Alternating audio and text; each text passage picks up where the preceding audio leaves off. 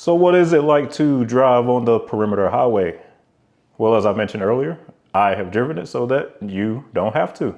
Normally when I've come into the Atlanta area, I've entered on I-85 from the northeast. So we're going to start out there, where there is a massive interchange in DeKalb County. First off, when you're coming southbound on I-85, it is already starting to get wild. There are a ton of lanes at this interchange with I-85, and you'll see signage for I-285 for the Atlanta bypass. East control cities are Macon and Augusta, while to the west, the control cities are Chattanooga and Birmingham. You'll need to watch for drivers making dramatic lane shifts and last-minute mergers trying to find their way. Auxiliary lanes opened up for I-285 and we are going to take the east bypass. This spaghetti interchange makes you feel like you're on a roller coaster ride in a way. And one thing I will say is that Georgia has maxed out this interchange in terms of capacity and efficiency. You've got 2 lanes for the main ramp, while a third lane merges in from I-85 northbound and still leaves room for a lane to exit onto Chamblee-Tucker Road. I guess we can call Georgia the king of interchange efficiency. Once it's all said and done, after merging into the main line I-285, we are at 8 lanes, or 4 on each side, the ideal configuration. Out here we're traveling through the city of Tucker, and from the highway we'll only see trees, but never fret. The suburban shopping experience is just beyond them if you want to go spend a few dollars. The first significant interchange is for US 29, the Lawrenceville Highway.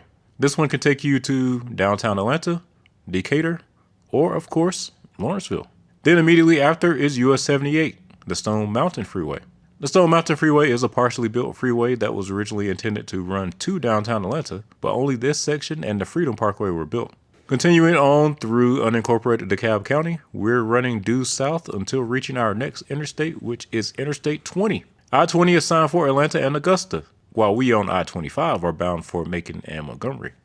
Georgia DOT is currently rebuilding this interchange with a scheduled completion date of Q3 2026. Now, when I came through here last time, the pavement was in terrible shape, so hopefully a resurfacing is a part of the project.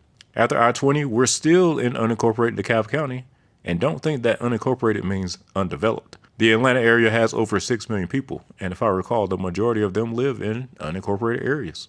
Approaching the spur route, Interstate 675, we'll see its sign for Macon, while I-285 shows Montgomery and the Atlanta airport. Yes, the Atlanta airport deserves its spot as a control city on this giant sign. That place is like a city in itself and should have its own zip code if it doesn't already. I-675 is another partially completed freeway that was originally to run north and connect with Georgia 400, north of downtown Atlanta. It was to be parallel to the downtown connector route. And then after you pass by I-675, you approach the parent route, the daddy, Interstate 75. Down here, we enter Clayton County, and I-285 goes down to 6 through lanes. Auxiliary lanes open up for I-75, and those wanting to travel north into downtown Atlanta or south towards Macon can take those.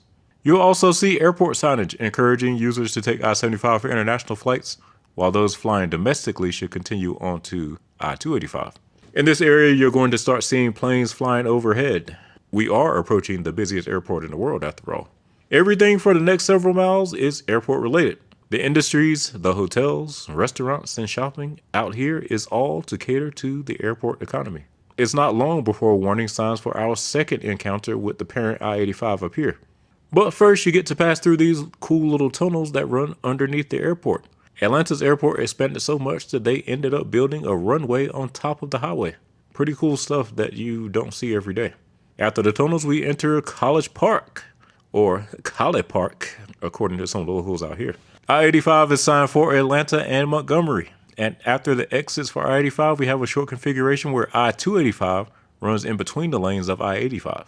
If this were all one freeway, it would be considered one of the widest in the US, even wider than the downtown connector itself. I-85 then turns to the south while we shift to the north. So ultimately, the interchange with I-85 is kind of this complex between here and here. Well, I did say Atlanta was the king of interchanges. Headed northbound, we are now back to 8 lanes, and signage for Birmingham and Chattanooga is above.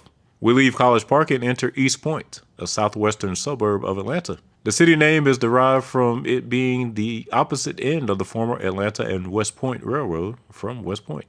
The studio for the Dungeon family was located in East Point, where the famous group Outkast recorded several of their songs. After a diverging diamond interchange with Camp Creek Parkway and access to some big box suburban shopping, things get pretty calm. This is probably the other remaining peaceful portion of the perimeter.